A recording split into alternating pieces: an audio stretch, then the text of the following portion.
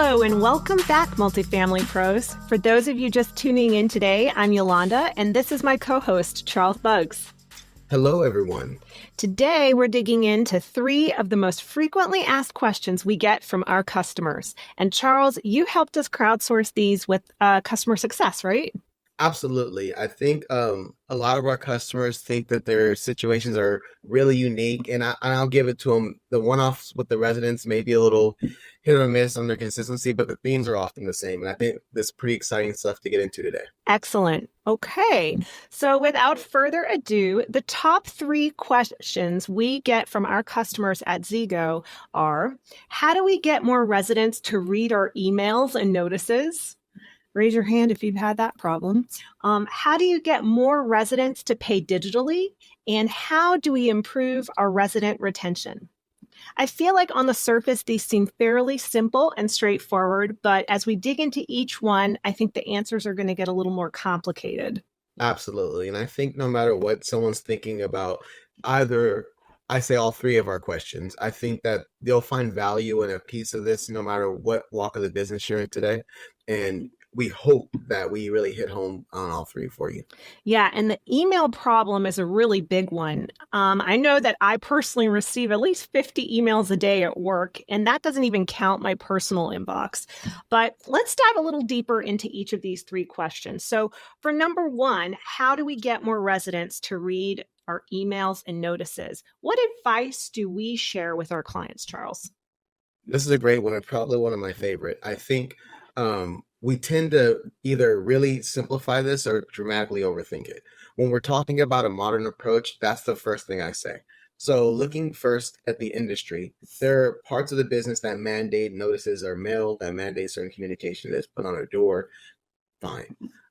If your only other option to get someone to interact with you is by physically calling them, and I say physically because it's 2024, or to email them, then you're kind of missing the point. I think in 2024, we're a lot more inclined to read things that come up in a more succinct manner. So the data and the stuff we're ingesting and the things that we find to do important in a very, very busy life have to be actionable, and it has to come in a way where we don't have to search for that information. And oftentimes people are at work, or they're at family events, or they're doing something that's actually important to moving their life forward, and they get this email from you. They're not going to read it in real time. And I know you're probably sending it with some urgency often. So it's just lining that stuff up. So I say the first step is modernizing what you're reaching out as far as the vehicle, and making sure the messaging is applying to making them move their experience with you forward. I agree with you on this. And to add one more aspect here from a marketer's perspective, with many of these systems out there today, the resident can actually tell you what mode of communication they prefer. And so then on the administrative side, you can set up communication flows that align with those resident preferences. I think that's important to point out, and it's often overlooked. Okay, so number 2, how do we get more residents to pay digitally? I know this is an evergreen topic for us, right? Absolutely. And I think it really starts at the point when that resident goes from being a prospect to actually leasing that apartment, right? They're sitting in your office, and I was in the office, and I'm like, hey, go ahead and let's start with your holding deposit. Let's get you all set up here.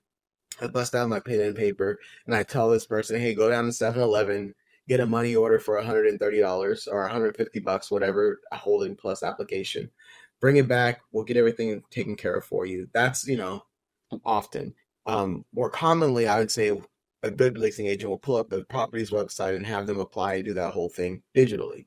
And that's kind of the start of this. If you started off from the point of them being a new resident with you, and you set the precedent that it's going to be a lot of legwork or manual work, when someone's excited about buying something new, that doesn't seem as a big of a friction point. But after time goes on and that isn't as apparent, it can become something that may be a detractor to their resident experience.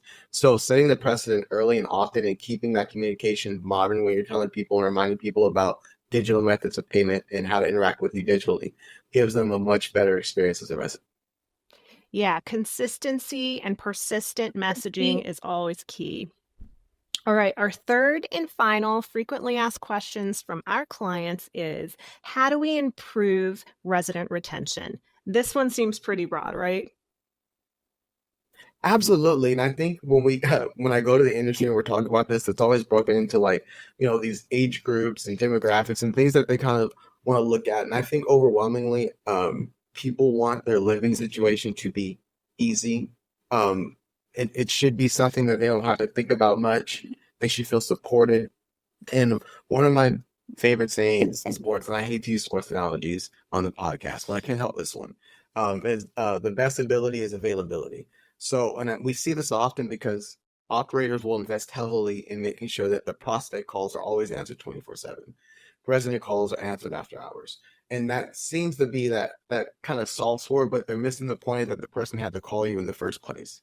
If you have a method of way, or a way, I should say, for them outside of email to interact with you 24/7, giving them the availability to know that they can get something in front of you before they go to work, after they get off work, while they're in the middle of something that may be an off hour for your office. You may be closed Sundays. Maybe that's their only day off. They shouldn't feel lacking being taken care of because of those situations. They feel like they should be able to put in the maintenance request the same online, the same on the phone, and it should be putting with the same urgency. And a lot of that comes from feeling like the method I use to get that over to you satisfies my knowing that you're going to see it. So being available and being there for your residents and supporting them day to day is the key to keeping them there and happy. Yeah, it sounds like this all basically comes down to making it easier for them to do business with you. And I know we've been hammering on this no email aspect a little bit, but I do want to call out that there might be a contingency out there of folks who actually do prefer emails, right? Absolutely. And I think you said it earlier, and I always use the saying that, communication is currency, right? So whatever currency someone trades in and when they want to talk to you and how they want to communicate with you, you should be able to match in kind. And that will get you the best results in that relationship. Yeah, and it definitely goes back to what you mentioned earlier, which is you need to meet your residents where they prefer to spend their time, right? That could be on a computer, it could be on their cell phone, whatever it is, right? It's important that we all stay attuned to the best ways to communicate with our customers and to meet them there on an individual level. Absolutely. It's all great points. And individual is probably the key to this. Individual feels custom. Individual feels like you're only talking to me. Individual feels like, hey, I didn't get your email, but I got it through your app notification. Or, hey, I didn't see the notice on the door before I got home, but I know that I'm going to go to Starbucks or I'm going to go to Chipotle on the way home to get dinner because the water's going to be off, right? So I wouldn't have known that had I not gotten in a method that I would respond to. So thinking long term, really thinking about our residents is just like people first. Well said. And with that, listeners, stay tuned for the good news. It's the good news. Hello, welcome to Good News. Now, for the record, good news can be anything: a successful resident initiative, a fantastic resident review, or a shout out to a work colleague or friend. This is your time to promote yourself, so please take advantage. It's your time to shine. There's enough stress, enough anxiety in the multifamily industry, so our goal here is to shine a brighter light on things that are going right. How can you submit your review? It's pretty easy. Go to the show bio on any platform you're listening on, or go to our podcast page, gozego.com/podcast, and click the show link on the page. Now, you can leave a text or a voice message, we love either, of your good news, and we'll highlight it on the following show. Thank you so much for listening. Let's get into some good news. First is Aloysius. Aloysius wrote in to let us know that this year they have had the opportunity to be the coach of their daughter's Little League softball team. A great experience and fun being a part of the future of these up and coming athletes. They have inspired me to be a healthier and better me. I think that's amazing. Helping the kids out, getting involved, and becoming healthier are all good things. Maybe even inspire me to be a little healthier. I appreciate the call in or the text in. Please keep them coming and let us know how things progress. The next one is from Anonymous. It says, this year, my company moved to a bigger office space. With that, I got my first window office. Big time. I think working with the view is a great way to go.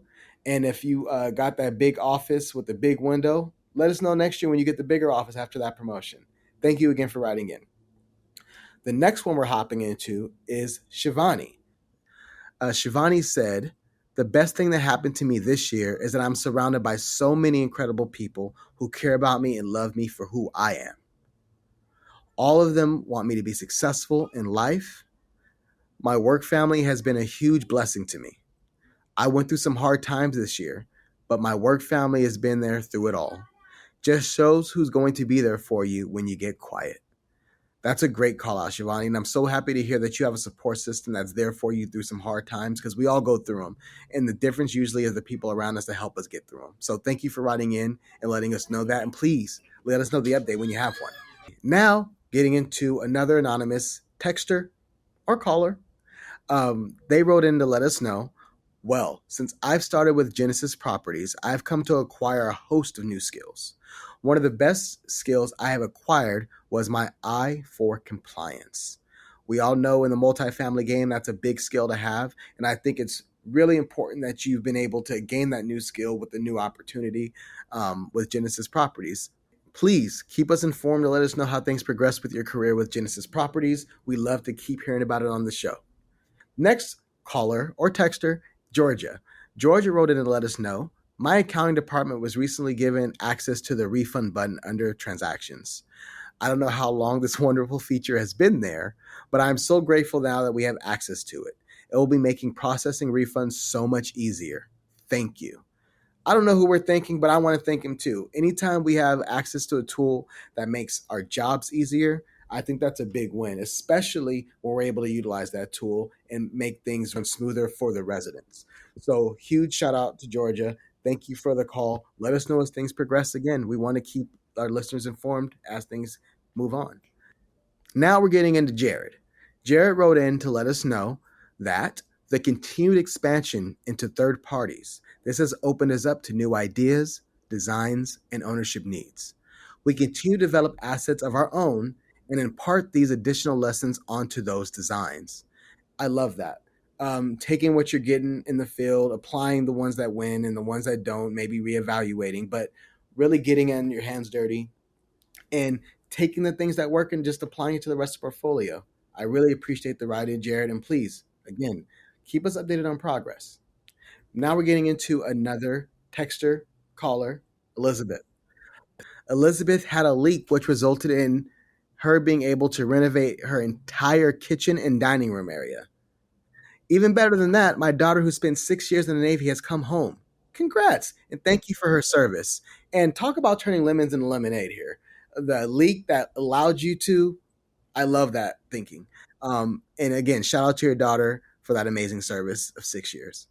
Now we're going into another anonymous caller or texter. And they said, the best thing I celebrated was my first wedding anniversary with my wife. Aw, why would you anonymize that? You should have put the name on that, man. I think as a husband, we want credit for these things. So I'm just throwing it out there. Maybe when we shout out the wife, throw your name in there. We love to shout you out. But congrats on the first wedding anniversary. Big time. The last one from Anonymous says, this year I got my pool operator license certification. Let's go. I love to get certifications. And I love when we're getting education that makes us better at our jobs. So now we get to that part where I say thank you to everyone who listened, written in, supported the show, and the good news we're trying to get out to the listeners. Again, we know multifamily is stressful. We feel anxious, and sometimes it's hard. But we're here to talk about the good things going on in our lives and in our jobs. So please, when you get an opportunity, let us know what's going on. And thank you for listening to the good news. Bye. Don't miss an episode. Subscribe now to the Resident Experience podcast on your favorite platforms like Apple, Spotify, and Stitcher. You can always access episodes, including guest details and transcripts, on Zigo's website, gozigo.com. To connect with us directly, make sure you follow @go_Zigo on Facebook, LinkedIn, Twitter, and Instagram. Until next time, open the door to giving residents more.